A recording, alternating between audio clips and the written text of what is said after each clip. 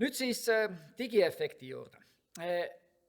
Ütlen veel, et kui tekib küsimusi juba ettekande ajal, siis kõige lihtsam on anda kohe käega märku. Siis ma võin mõnest asjast, püüdes ajaraamis seista, natukene pikemalt rääkida või vastata mõnele küsimusele. Võib-olla mõnele küsimusele sa oskavad vastata siinsamas ka auditooriumis olevad kolleegid, kes ühe või teise teemaga on tegelenud. Ja siis lõpus saab üldisemaid küsimusi veel küsida, aga kui on konkreetse osa kohta, siis saab siin küsida. Nüüd alles nädalapäevad tagasi uuendasime ka veebilehel siis meie projekti sellise ülddisaini pildi. Mäletate, alustasime koolide värbamisega kunagi, ongi siis kaks aastat tagasi sisuliselt, jah, natuke isegi rohkem kui 2 aastat tagasi. 2 aastat tagasi ja mõned nädalad veel peale. Siis viisime läbi pilootuuringu ja siis põhiuuringu. Ajad on meil natukene nihkunud eelkõige just põhiuuringu osas, kus algul lootsime, et aprilliga saame kõik andmed kogutud. Siin on praegu kirjas mai, mõnes koolis veel esimestel juunipäevadel käis viimaste andmete kogumine. Ja lõppkokkuvõttes hoolimata sellest takistusest, mis oli tingitud koroona levikust ja muudest põhjustest, me saime tegelikult väga ilusasti tulemused kogutud. Ehk siis meil oli plaanis koguda tulemusi või andmeid siis vähemalt 100 õpetajalt ja vähemalt 1000 õpilaselt. Reaalsus on siis see, et lõpuks on meil 91 õpetajat ja vist oli umbes 960 õpilast. Nii et peaaegu, nii et ei ole üldse midagi kurta.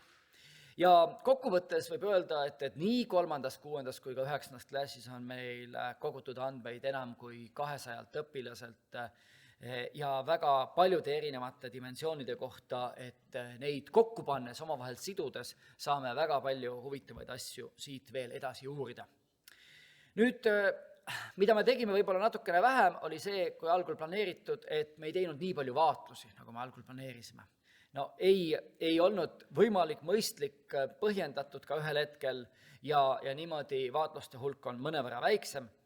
Me ei jälginud õpiprotsessi muude digijälgede kaudu kui opikkeskkonna kasutus, mis minu jaoks oli muidugi rõõmustav, oli see, et enamik meie koolidest kasutasid opiku keskkonda, hoolimata sellest, et selle kasutus läks vahepeal tasuliseks meie põhiuuringu ajaks. Et meil oli 2 kooli, kus seda ei kasutatud, aga ülejäänud koolides see oli kasutusel, nii et meil on nüüd pea 500 000 andmerida opiku kasutusest teie õpilaste kohta, kes siis andsid nõusoleku siis neid asju vaadata. Ühe õpilase kohta aastas siis keskmiselt umbes 500 rida. Nii et see on päris mahukas andmestik, mida meil täna ei ole veel siin teile analüüsitud kujul esitada, nii et selle kõigega tegeleme veel edasi. Aga mille kohta me saame täna juba midagi öelda, oleme andnud siis klassipõhise tagasiside ja täna siis saame öelda sellise üle-eestilise tagasiside, on 2 korral või 1 korral läbi viidud testid ja küsitlused. Ning seda tagasisidet vaadates peab juurde kindlasti ütlema, et see, mida te näete, ei ole esinduslik terve Eesti jaoks. Selles mõttes, et saa öelda, et nii on Eestis keskmiselt. Me saame öelda, et nii on digiefekti koolides, sest meie uuringu eesmärk ei olnud Eesti kohta üldistust teha, vaid meie uuringu eesmärk oli eelkõige aru saada, et millel on efekt erinevatele siis oodatud õpitulemustele. Ja selleks, et me seda efekti saaksime võimalikult hästi näha, meil on tehtud selline eesmärgipärane valim, kus on võimalikult erinevad koolid. Ehk siis digiefekti projektis on koolid erinevamad keskmiselt, kui keskmiselt nad Eestis on. Ehk siis üleesindatud on sellised erilised koolid võrreldes sellega, kui palju neid Eesti koolide populatsioonis üldiselt on. Ja seetõttu on ka tulemused natukene võib-olla teistsugused.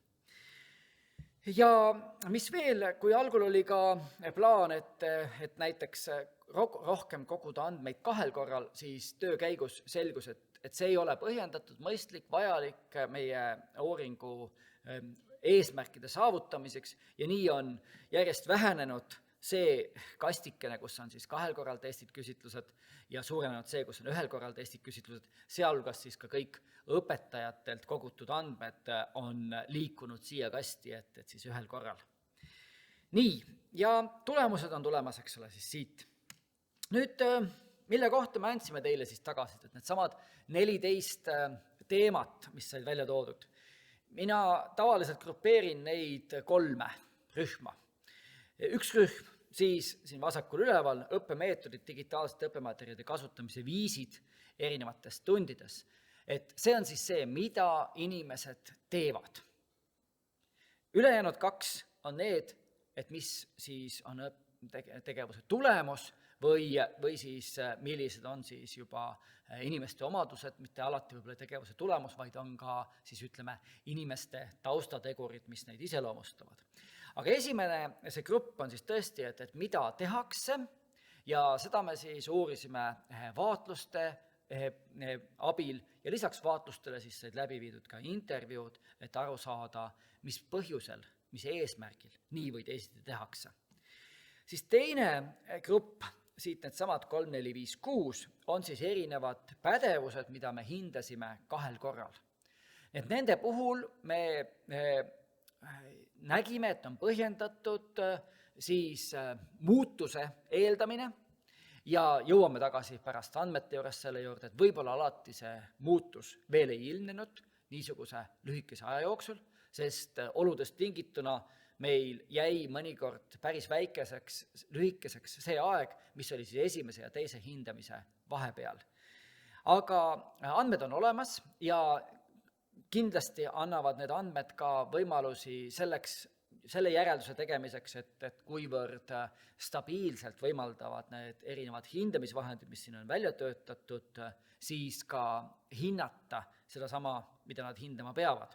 Ja selles mõttes on hästi tore, et nendest 4 hindamisvahendit võib öelda, et 3, välja arvatud siis looduspädevuse hindamisvahend, mida on juba pikalt varem arendatud, aga ülejäänud 3 on kõik siin projekti raames ka välja arendatud ja väga põhjalikult on analüüsitud nende hindamisvahendite kvaliteeti. Ehk siis võiks öelda, et lisaks selle efekti teadasaamisele on meie projekti üheks selliseks väärtuslikuks väljundiks ka see, et tekivad hindamisvahendid, mis on kvaliteetsed, hinnatud kvaliteediga ja mida võib rakendada edasiselt siis ükskõik, kas koolides, nende oma huvidest lähtuvalt või teine asi, me teeme selles projektis tihedat koostööd ka Haridus- ja Noorteametiga, et võib-olla mõni neist saab ka riiklikuks tasemetööks või vähemalt mõjutab nende sisu. Ja siis see 3. grupp on need, mida me hindasime 1 korral, kirjeldavad siis õpilaste erinevaid spetsiifilisi pädevusi või ka siis nende taustategureid nagu vaimne võimekus, isiksuse omadused või mõnikord, nagu see viimane, kõige hiljem lisandunud meie huviobjekt, õpetaja suhtluse tajumine, kuidas õpilased siis näevad, et milline on nende ja õpetajate vaheline suhtlus. Õpilaste kohta on see slaid siin, toob välja enam-vähem selle, millised andmed meil siis olemas on. Me saime kokku siis 960 nõusolekut õpilastelt. Näete kõige vähem neid 9. klassis ja kõige rohkem siis 3. klassis ning erinevate andmete puhul on siis see arv natukene erinev, jääb sinna kuskile 700-800 vahele enamasti aga mis on hea, on see, et kõigis klassides on vähemalt 200 õpilast vastanud meie erinevatele siis teemadele ja sellistes kvantitatiivuuringutes on see 200 üks selline maagiline rusikareeglit kirjeldav piir, et paljud sellised analüüsid öeldaksegi, et kui alla 200 on, siis ei ole väga mõistlik neid üldse teha. Aga see on meil olemas ja nüüd edasi loomulikult on küsimus, et kui me hakkame nüüd erinevaid andmehulkasid omavahel siduma, et kelle kohta on olemas näiteks matemaatika ja digipädevuse andmed, siis see õpilaste hulk on jällegi natukene väiksem, sest seal ei ole alati 100% ülekate, aga üldiselt on päris hästi. Ja nüüd siis, mille kohta tulemused alles tulevad ja saame teile jagada hiljem projekti lõpus, ongi just see, et kui me nüüd saame erinevaid andmehulkasid omavahel sidudes viia läbi järgnevaid analüüse, kuidas seostuvad erinevad õppemeetodid, see, mida me vaatluse käigus leidsime, siis ja erinevad õppematerjalide kasutamise viisid, mida me jällegi vaatlustes nägime, pädevuste ja nende muutumisega, millist rolli omavad erinevad taustategurid, vaimne võimekus, isiksuse omadused, õpijärevus, kooli rahulolu, aga ka õpetajate ja õpilaste hoiakud digimaterjalide kasutamisse ning tegevusvõimekus, et kuidas need kõik seostuvad sellega, milline on õpilaste digipädevus või kuidas ka kooli või koduseid reegleid ja piiranguid võib arvestada, et kuidas nad mõjutavad või kuidas nad seostuvad siis sellega, mida me tahame saavutada, on see siis digipädevus või siis tegelikult saab sama asja hinnata ka erinevate muude pädevuste puhul. Ja kolmas küsimus, millele me ka veel edasi keskendume, on see, et kui palju sellest muutusest või sellest muutlikkusest siis on kirjeldatav õpilase ja kui palju klassi tasandil. Kui palju siis on niimoodi, võiks öelda ka koolist ja õpetajast sõltuv mingil moel ja kui palju on see, mis ongi siis õpilaste mitmekesisus ja mida me peame arvestama siis õpitegevuste diferentseerimisel. Nüüd siis osade kaupa, kuidas tundides õpitakse ja digitehnoloogiat kasutatakse. Vaatlused viidi läbi 64 klassis 93 õpetajaga 171 tunnis. Ja nendele põginevalt võime öelda, et need õpilaste siis õpitegevused võib jagada sellisesse 4 gruppi, ühe rahvusvahelise raamistiku põhjal jällegi. On siis konstruktiivsed, interaktiivsed, aktiivsed ja passiivsed. Ja konstruktiivsed õpitegevused on kõige sagedasemad, ülesannete lahendamine on siin näiteks, eks ole, toodud, ja teised on enam-vähem sama sagedusega. Sisuarutelud, paaris- ja rühmatööd, sellised interaktsioonil tuginevad ülesanded, individuaalselt aktiivsed ülesanded, siis näiteks konspekteerimine, vastuste kontrollimine ning passiivsed, kus on siis õpiku lugemine, selgituste kuulamine. Nüüd, ma ei tea, see on see koht, kus te võite ise mõelda, et kas te selle pildi üle olete õnnelikud, aga vähemalt võib olla teadlik. Te võite vaadata ja loomulikult ongi, eks ole, iga klassi kohta eraldi ka esitatud see pilt. Nüüd edasi võitegi mõelda, et kui on erisused suured klasside vahel, et siis kas võiks ühes või teises klassis, võib-olla see ei ole nii-öelda üle Eesti midagi mõtlemiseks, muutmiseks, aga lihtsalt selline taustaks nagu teadmine. Mis meie jaoks muidugi on edasi huvitav, et kas see, kui erinevates klassides on näiteks rohkem või vähem passiivset õppimist, kas see viib mingit moodi erinevate tulemusteni. Seda me täna veel öelda ei oska, aga need analüüsid ongi siis lähimate kuude plaanis. Digimaterjalide kasutamisel me eristasime samuti 4 sellist suurt dimensiooni. Et neist kõige selline lihtsam ja kõige laiemalt kasutatud on siis asendamise dimensioon, kus siis on nii, et me võimegi rääkida, et nüüd mingi õpitegevuse tegemisel me sellise tavalise analooglahenduse asendame siis digilahendusega. Kõige lihtsam võime ette kujutada, et me loeme tavalise paberraamatu asemel e-raamatut, digiraamatut. Või et me siis entsüklopeediast paberil otsimise asemel otsime Google'ist materjali. Ja see on, ilmselt ongi, tajute ka ära, et on praegu üks kõige tavalisemaid rakendusi digil koolides.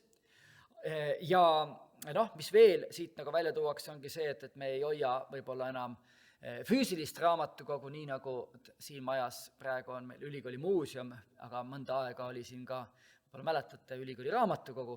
Et me ei hoia nagu sellises füüsilises raamatukogus, vaid me hoiame asju digiraamatukogus ja me saame seal hoida erinevaid väärtuslikke materjale, mitte ainult raamatuid, vaid õpilaste töid ja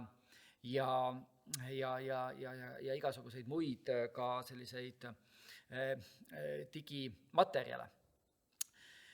Ja täpselt samamoodi mina ka praegu tegelen siin asendustegevusega, ma võiks teile ju näidata pilti, mis on paberil, aga ma näitan ekraanile teile sedasama pilti. Ja niimoodi ma saan, eks ole, teatud eeliseid, aga võib-olla ka mingid puudused käivad sellega kaasas. Nii, aga nüüd siis teine dimensioon siit, mis välja tuuakse, siis on täiustamine, kus me seda protsessi, mida me õppimisel kasutame, mingit moodi täiendame millegiga, mida me ei saa teha, kui meil ei ole digilahendust. Näiteks automaatkontroll. Meil on võimalik, matemaatika on võib-olla üks selline klassikaline koht, kus ta hästi palju kasutatakse ja on väga palju igasuguseid rakendusi, kas tahvlites, nutitelefonides, eks ole, kus on võimalik siis harjutada kas või arvutamist, eks ole. Aga seda automaatkontrolli võib vaadata, eks ole, ka näiteks eksamite infosüsteemis, kui me täitsime oma matemaatika või loodus või eesti keele teste, siis ka osa küsimusi hinnati automaatselt ära ja sellega me saavutame sellise kiiruse ja inimese aja kokkuhoiu mingis mõttes. Ja teistpidi, ka õppija seisukohast, kui me ainult automaatkontrollile, eks ole, tugineme, siis sel juhul saab ka õppija kiiresti tagasiside ja teistpidi me uuringutest teame, et kiire tagasiside on tõhusam kui hiljem antud tagasiside. Interaktsiooni soodustamine, mis võimaldabki näiteks siin, mida meie hästi aktiivselt oma igapäevatöös kasutame, on ühiskirjutamine. Või seesama esitlus, võin öelda, on valminud ühisesitlusena.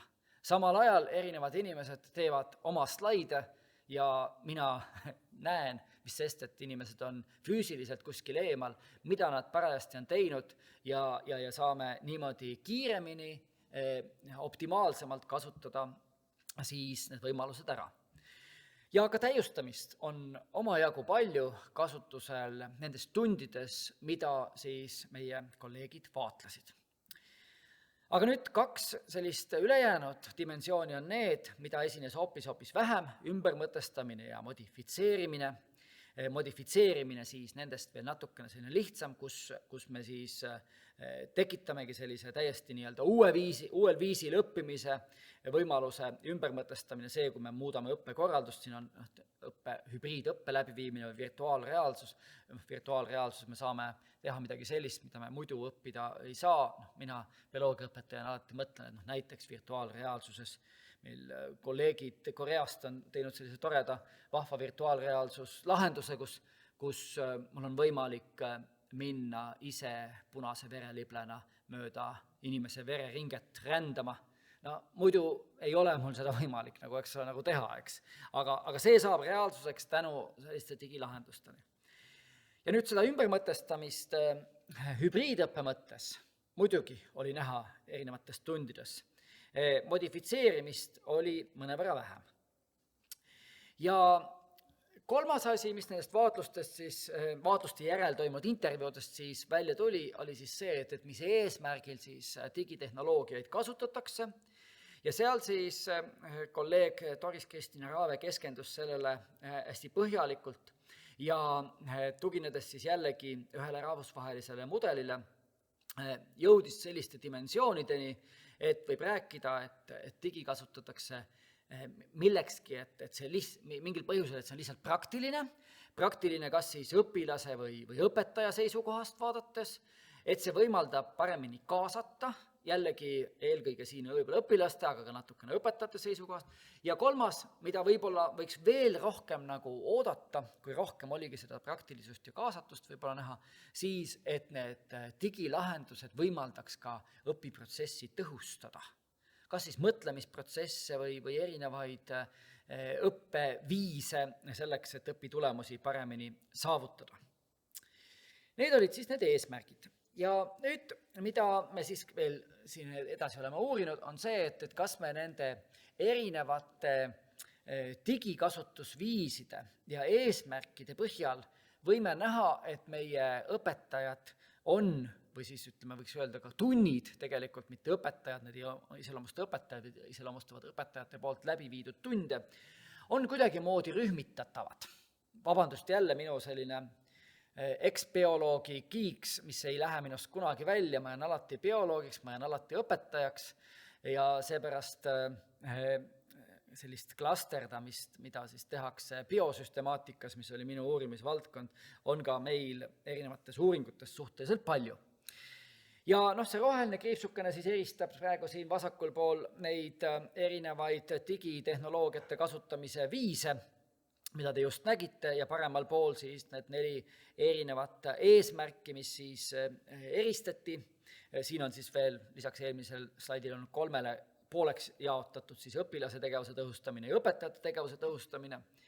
Ja siis, et klasteranalüüs näitab meile, et mitu klastrit ja millised on mõistlik eristada. Ja meie nende analüüside põhjal leidsime, et on mõistlik eristada 4 erinevat õpetajate klastrit. Et meil on olemas katsetajad, nii-öelda alustajad digitehnoloogiate kasutamisel, meil on olemas motiveerijad, kes peamiselt leiavad seda, või teistest nii-öelda rohkem, toovad välja just nimelt seda, et on vaja õpilasi kaasata ja selleks digi on väga hea, me leiame motivatsiooni läbi selle digi.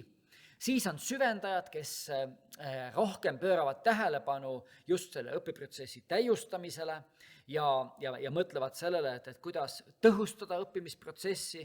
Ja siis on soodustajad, kes siis võib-olla ei pööra nii palju selle täiustamisele tähelepanu siit kasutusviiside poole pealt, aga õpilaste tõhustatud õppimine on nende jaoks samamoodi hästi oluline, aga lisaks sellele nad mõtlevad ka, kuidas tõhustada õpilaste tegevusi ja õpetajate tegevusi, nii et selles mõttes see on võib-olla selline kõige edasi jõudnumate õpetajate klaster. Ja miks me neid klastreid nagu eristame ja mida te võite nüüd ka vaadata nagu oma kooli tasandil tegelikult, on see, et kui palju meil on ühte või teist rühma õpetajaid, võiks öelda meile seda, et kuidas me peaksime oma koolis edasi liikuma õpetajate professionaalse arengu toetamisel. Kui kõik on ühesugused, siis tuleb ilmselt ühtemoodi neid ka toetada, aga kui on mitmekesisus suur, siis võiks mõelda, et kuidas heas mõttes rakendada siis nende soodustajate oskusi, pädevusi laiemalt siis teiste õpetajate professionaalse arengu kavandamisel ja toetamisel. Ehk siis panna see koolikollektiiv ühtse meeskonnana ühise eesmärgi nimel toimetama. Need katsetajad, motiveerijad, süvendajad, soodustajad on ka järgmisel slaidil pikemalt lahti kirjutatud. Katsetajad praegu oli siis nii-öelda kõige sagedasem profiil, erinevates õppeainetes oli neid, samas motiveerijaid oli tavapärasest rohkem, oodatust rohkem, juhuslikkust rohkem. Loodusainete õpetajate hulgas ja süvendajaid oli juhuslikkusest rohkem matemaatika õpetajate hulgas.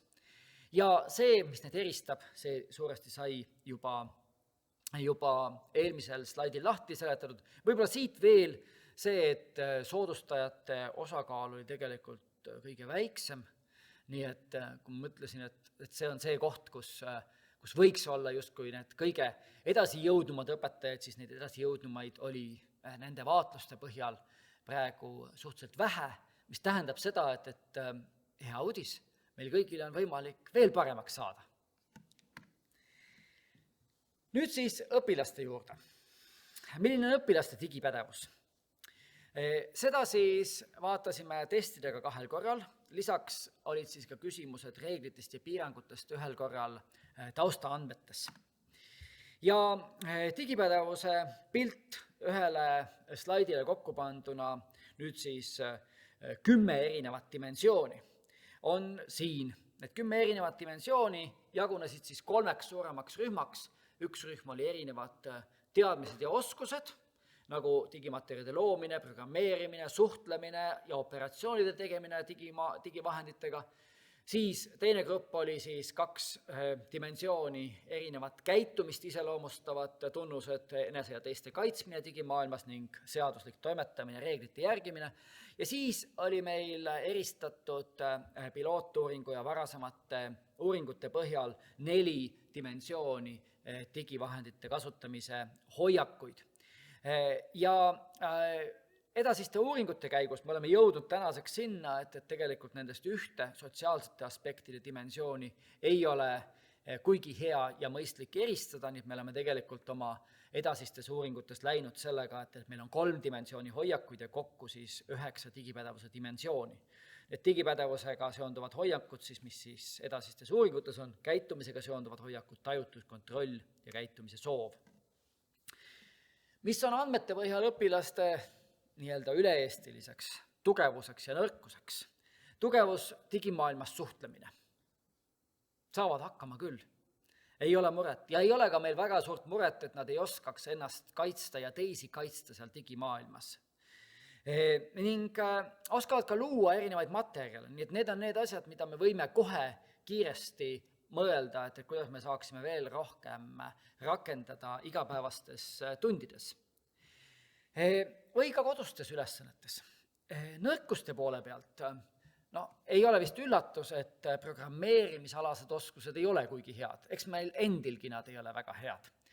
Me oleme siin küll edasi laiemalt mõelnud, et see võib-olla sõna programmeerimine on ka natukene eksitav ja kitsendav, et me mõtleme siin rohkem sellisele algoritmilisele, reeglitepärasele mõtlemisele ja mõtteviisile rohkem. Inglise keeles on selline tore sõna, mida eesti keelde me ei ole 10 aastat suutnud nagu ilusasti panna. On väga erinevaid sõnu selle jaoks eesti keeles vasteid, aga inglise keeles on siis computational thinking. Ei ole päris ühesõnaga sellist head lihtsat vastut. Nii et aga mõtlemine just nimelt, see samm-sammuline mõtlemine selleks, et jõuda eesmärgini, see aitab tegelikult arvutitel aru saada inimeste soovidest, aga see aitab ka inimestel üksteisest aru saada.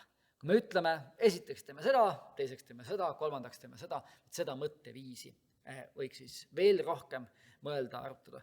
Ja natukene on ka seal teemas selline julguse teema ülesanne, üks ülesanne, millega seda hinnati, oli selline, et õpilased pidid tegelikult dešifreerima mingit nende jaoks võõrast koodi, mis oli HTML-kood, aga kui sa julgelt peale hakkad, siis sa ei pea üldse HTML-koodi nagu olema varem näinud ja kui sa lähed talle julgelt peale, siis sa leiad need vastused sealt ilusasti üles. Digimaailmas seaduslik toimetamine ja seal on see koht, kus see on see käitumise dimensioon. Õpilasel võib olla teadmine olemas, tal võivad oskused olemas olla, aga ta ei rakenda neid. Kui hoiak on puudus, seaduslikult käitumise hoiak, siis tal tegelikult tervikuna võttes ei ole selle dimensiooni digipädevust. Ja see on see, mis paistab nagu välja. Eriti piloteerimisel meil selgus, et ühe ülesande me pidime jätma täiesti välja, sest sellised absoluutselt ei eristanud õpilasi. 6. klassis kõik meie pilootuuringus osalenud olid endale juba teinud sotsiaalmeediakontod, mis olid lubatud alles 13. eluaastast alates. 100%. Nii, aga viimane nõrkuste koht oli siis digivahenditega operatsioonide tegemine ja eriti 3. klassis. Et see on see koht, millest ilmselt nagu alustada seal, et mitte ainult anda ülesanne, mida teha, vaid vaadata õpilastega koos läbi, et kuidas seda ka teha. Kuidas kasutada arvutit, telefoni ühe või teise sisulise asja tegemiseks. Nii. Issand jummal. Mul on siin ajakava kõrval. Aga ma käin siis kiirelt ära ja ärge siis pahandage, natukene võtan meie järgmisest osast ja siis võtame tagasi. Ka siin me klasterdasime. Tulid meil alustajad, tavakasutajad, digisisu loojad ja programmeerijad välja ning needki meil on kirjeldatud, mida saate ka hiljem ise lugeda, et päris palju oli meil selliseid alustajaid ja jällegi vähe programmeerijaid ja siin nende slaididel on siis välja toodud, et mis neid iseloomustab, aga ka see, et mida nendega nagu edasi peale hakata. et programmeerijad näiteks saaks olla toeks kaasõppijatele digivahendite keskkondade sisu kasutamisel või mida siis ühel või teisel ühel juhul tähelepanu pöörata. Alustajate puhul on esimene küsimus hoiakutes, positiivsete hoiakute kujundamisel siis digitehnoloogiate suunas. Taustaandmetest lõime sellise huvitava pildi sellest, et millised piirangud ja reeglid on siis kodudes õpilaste ja lapsevanemate hinnangul seatud digitehnoloogiate kasutamisele. See ei puudutanud nüüd ainult õppimisega seonduvat, see oli üldine küsimus ja selge see, et need piirangud on eelkõige siis mitte õppimisega seonduvate tegevuste jaoks. Eristasime siis 4 dimensiooni, seadmete, keskkondade, sisu, internetiga seonduvad piirangud, aga mitmetel juhtudel võis näha ka siis selliseid aladimensioone, et näiteks seadmete puhul, et millist tüüpi seadmele on piirangud. Hästi palju räägiti sellest, kui kaua on lubatud kasutada siis digitehnoloogiaid ühes päevas või nädalas või millal, millisel juhul kellaajaliselt või nädalapäevaliselt, näiteks ainult nädalavahetusel. Ja mis liiki, sisutüüp või piirang, mis on ühesõnaga, et ma arvan, et see ülevaade on iseenesest juba selline vahva tulemus, mida saate mõelda, et näiteks jagada ka lapsevanematele ja arutada nendega mingites aruteluringides koos, et kuidas nemad praegu nagu teevad ja miks nad niimoodi teevad. Sest mõnikord tundus meile, et on piirangud, aga võib-olla ei ole nad väga põhjendatud. Jällegi, meie edasised uuringud on vaja läbi viia selles osas, et kas nüüd mõni piirang või selle piirangu tase, näiteks see aeg, kui kaua lubatakse digivahendeid kasutada, et see aeg määrab midagi siis digipädevustes või õpitulemustes. No ootuspäraselt on see, et 3. klassis on piiranguid rohkem, 6. klassis vähem ja kõige vähem 9. klassis, kus neid peaaegu polegi. Mis on nagu huvitav on see, et õpilased ei märka nii palju, et neil on piiranguid, kui nende lapsevanemad ütlevad. Ehk siis lapsevanemate vastuste põhjal on piiranguid oluliselt rohkem, eranditult siin kõigis dimensioonides, kui õpilaste arvates. Ja eriti paistab siit näiteks välja, ma ei tea, keskkondade või sisu või internetiga seonduvad piirangud, et see on ka asi, et võib-olla vajab veel siis ka kodus ja koolis rääkimist, et me saame aru, millised piirangud meil on ja miks need on seatud. Jaa.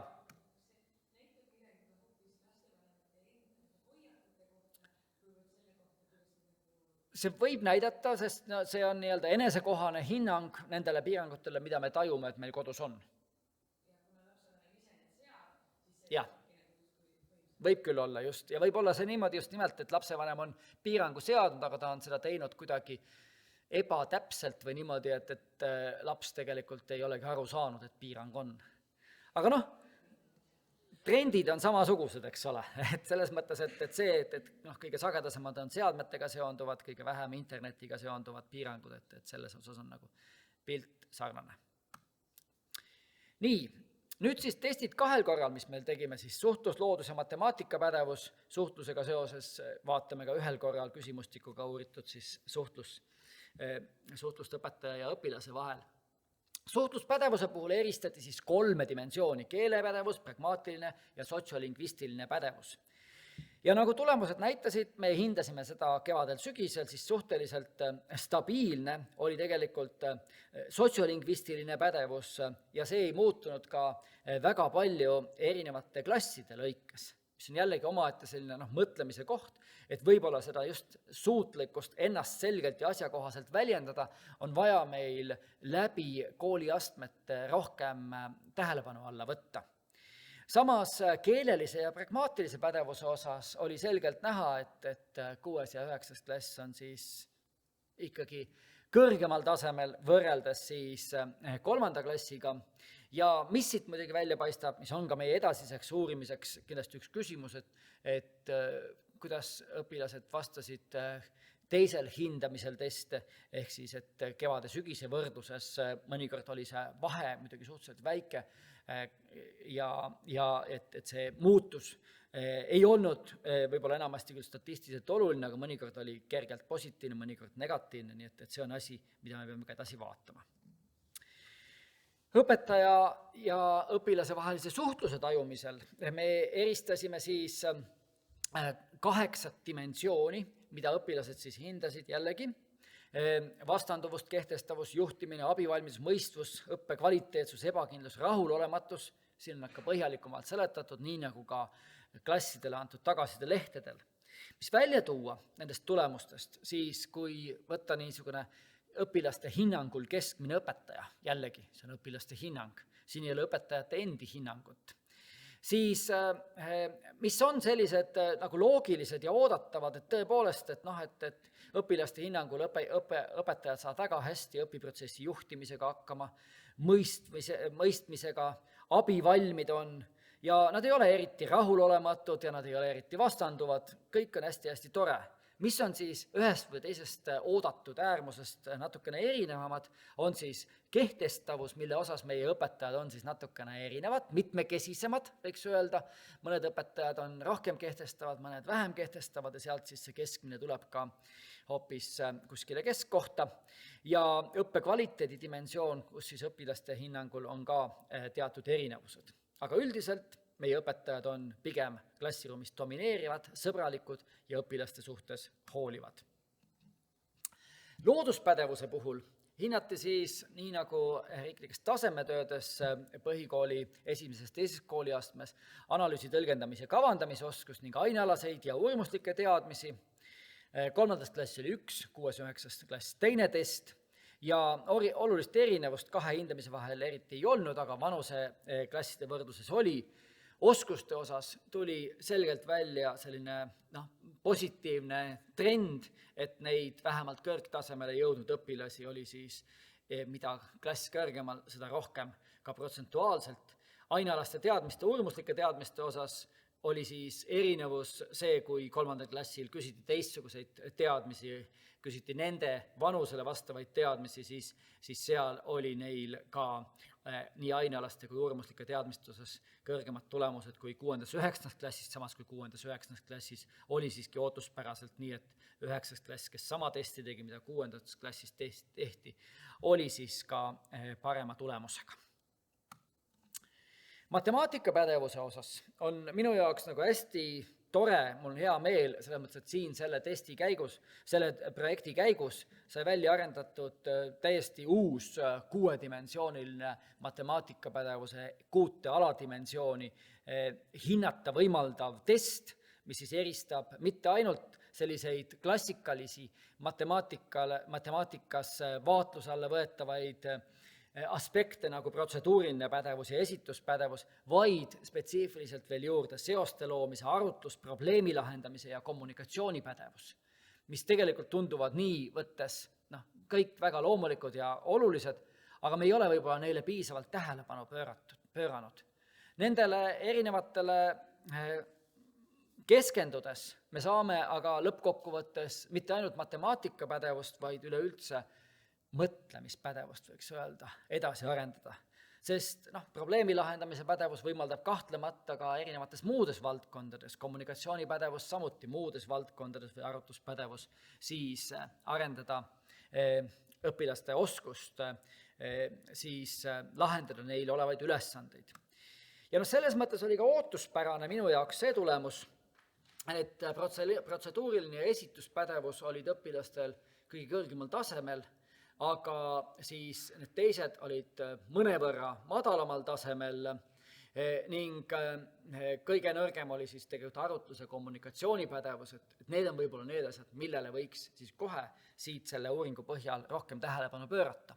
Aga loomulikult jällegi siin on selge klasside sisene varieeruvus, et seda peaks siis vaatama ka klassi raportitest, et milline just oli siis selles konkreetses klassis kõrgemal või madalamal tasemel olev pädevus. Küsimustikud ühel korral. Õpi- ja tegevusvõimekust, kus me vaatasime siis, milline on õpilaste pagas, sihid ja nende keskkond, milline on tegelikult pagasi sihtide ja keskkonna olulisus neile otsuste tegemisel siis matemaatika õppimisel. See oli siis konkreetselt matemaatika õppimisega seonduv küsimus.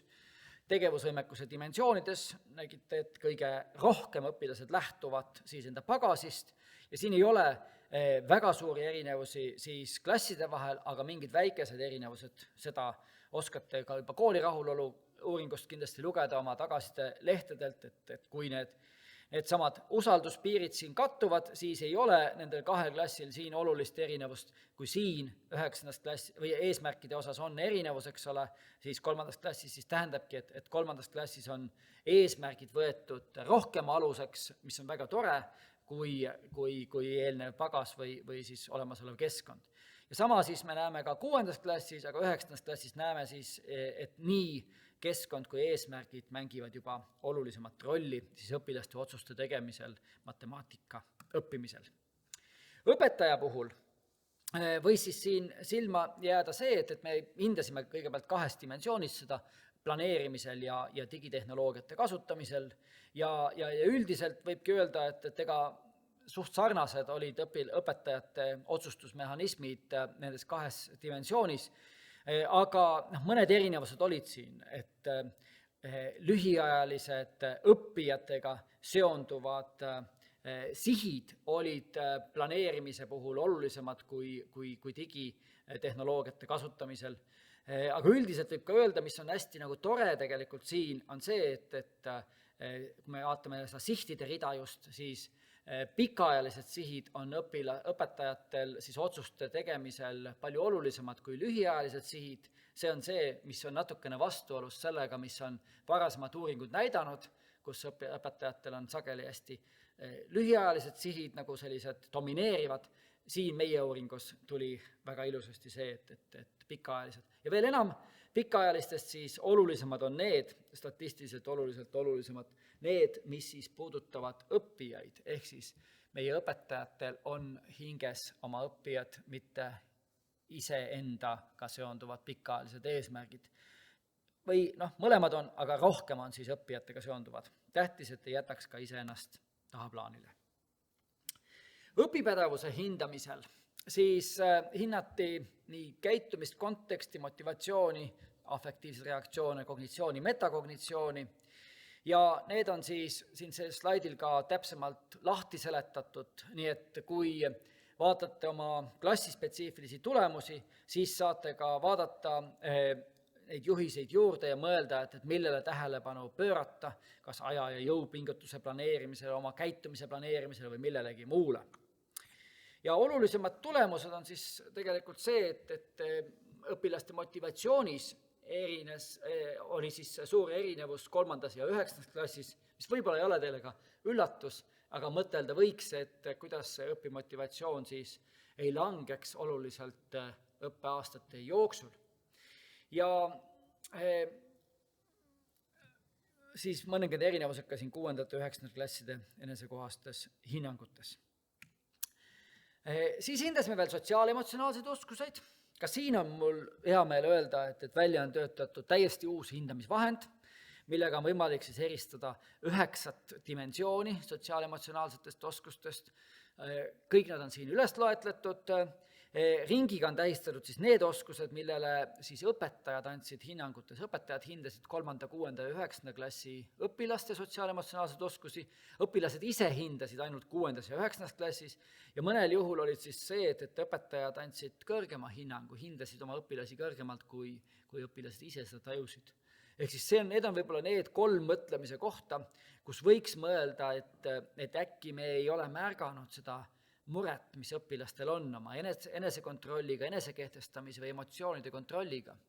Et äkki me oleme millestki mööda vaadanud ja võiksime rohkem sellele tähelepanu pöörata. Ja siin on seesama mõte tegelikult üle korratud ja ma siin sellepärast ka rohkem ei peatu. Siis hinnati veel isiksuse omadusi.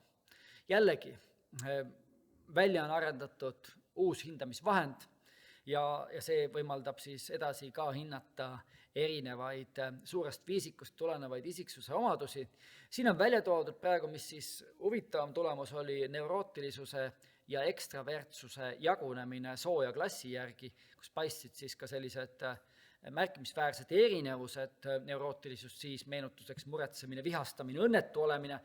see, mida me ei taha nagu inimese puhul väga eriti näha, eks ole, ekstravertsus, energilisus, optimism, teiste tähelepanu nautimine, mis võib-olla on selline nii-öelda rohkem oodatud ja põhikooli jooksul siis jällegi sarnaselt nagu eelmise sotsiaalemotsionaalsete oskustega, et siis suureneb neurootilisus ja väheneb siis ekstravertsus, ehk siis seda viimast peamiselt tüdrukutel selgemalt. Nii et need on need mõtted, mida võiks siis edasi mõelda.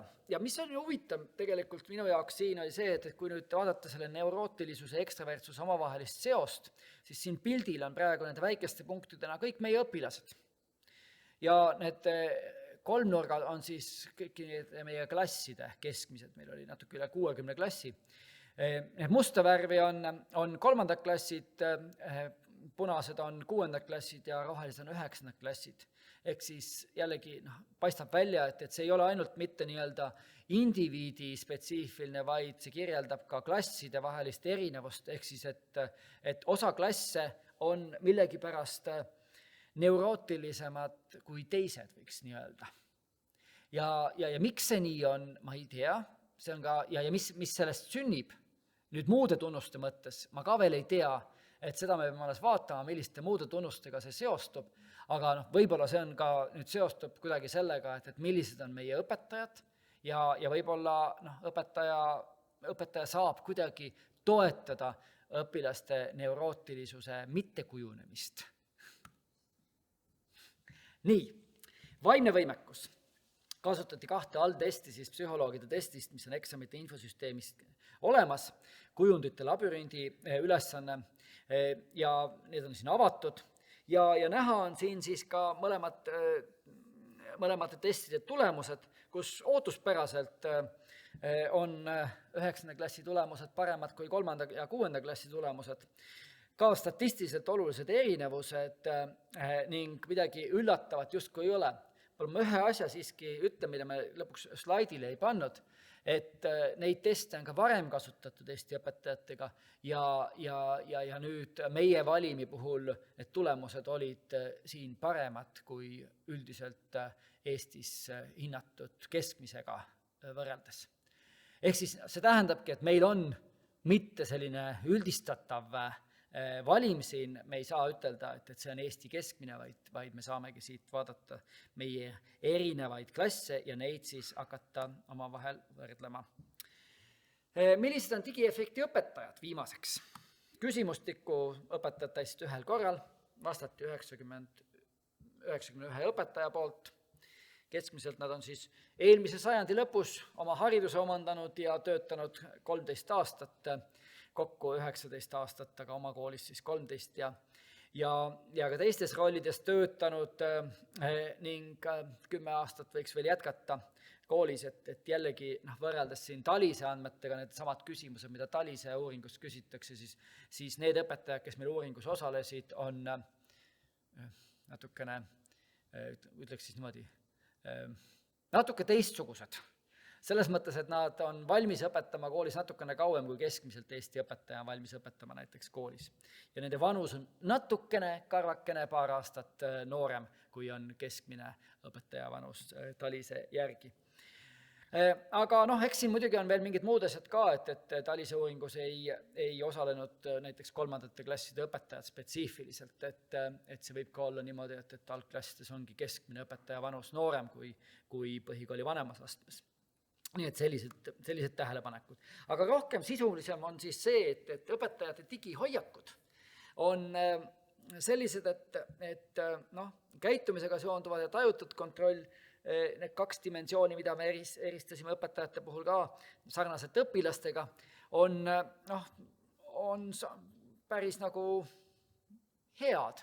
Et ei ole nagu muret selle koha peal, et nad saavad ilusasti oma asjadega hakkama ja nii edasi, aga käitumise sooviga on see asi, mida võiks edasi nagu mõelda.